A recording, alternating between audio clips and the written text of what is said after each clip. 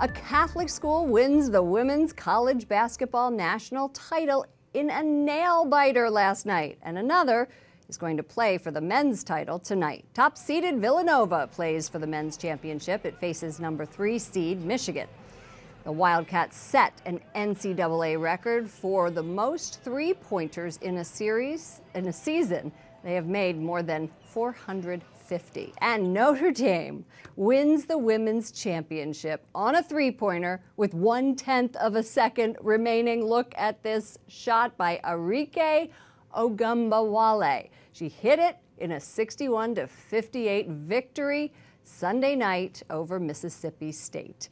She also hit the winner with 1 second left in the semifinals against Connecticut. Coach Muffet McGraw says it's Easter Sunday. All the Catholics were praying for us.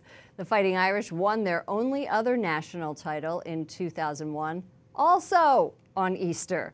Talk about this Catholic angle in this year's March Madness. We are joined by Doug Eldridge, a sports agent, PR consultant. He's the managing partner of DLE Agency. Welcome back, Doug. Thanks for having me. We all saw that Notre Dame three-pointer shot just at the end. Everybody went crazy.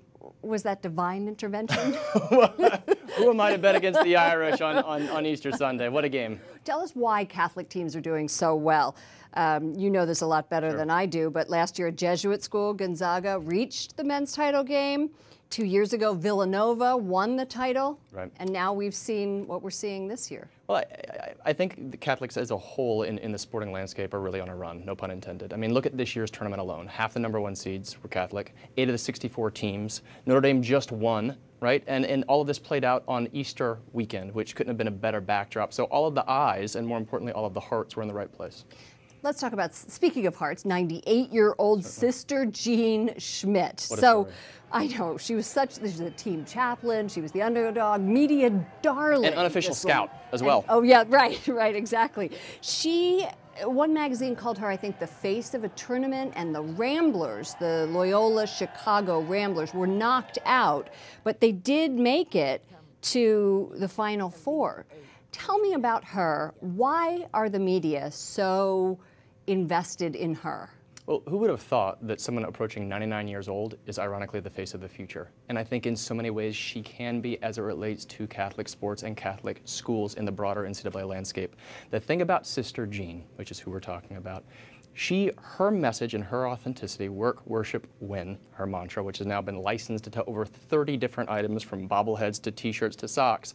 Her message is so authentic and so organic and so real that it hits both of the 2 boxes for marketing, relatable and aspirational. And in so doing, she is the story, over 21,000 unique stories about Sister Jean alone, which completely dwarfs the 2nd and 3rd place, which are 10,000, 5,000 respectively. She, in so many ways, is the story of this tournament. Let's talk about that licensing deal. Are you Absolutely. kidding me? Tell me about that, and who gets that money? Well, at this point, the cursory understanding is that it'll be initially channeled to the athletic department, and then secondarily to her group, which I believe is the Sisters of the Blessed Virgin Mary. Right. So, what's notable, bobbleheads, socks, and here's what I would urge in the macro. But this is what I would urge, because so much that has been licensed borders on tchotchke, right? Bobblehead, T-shirt, socks. But I think she's not a mascot, but she's most assuredly a messenger for a new generation, not only of sports fans, but faith-based sports fans. Those that know that they are, and perhaps those that just need to be reminded or need to hear that message through a different messenger. And I think in so many ways she is that person. And it's not something that you hear if you were watching the Super Bowl halftime show, as I was, and you're watching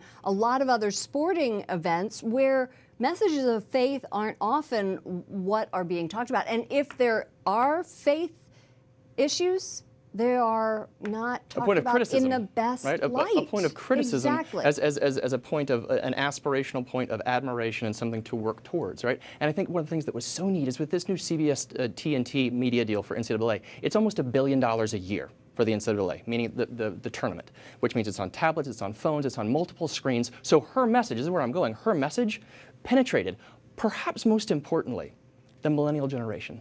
which is disenfranchised, disengaged, and largely the nuns, largely disinterested. N-O-N-E-S. And I don't say that to disparage the millennials by any means, but when you find somebody like Sister Jean, who with no effort and receiving not a penny of any of her licensing deals, connects with an audience that can be that difficult to penetrate, you found something. You have a messenger.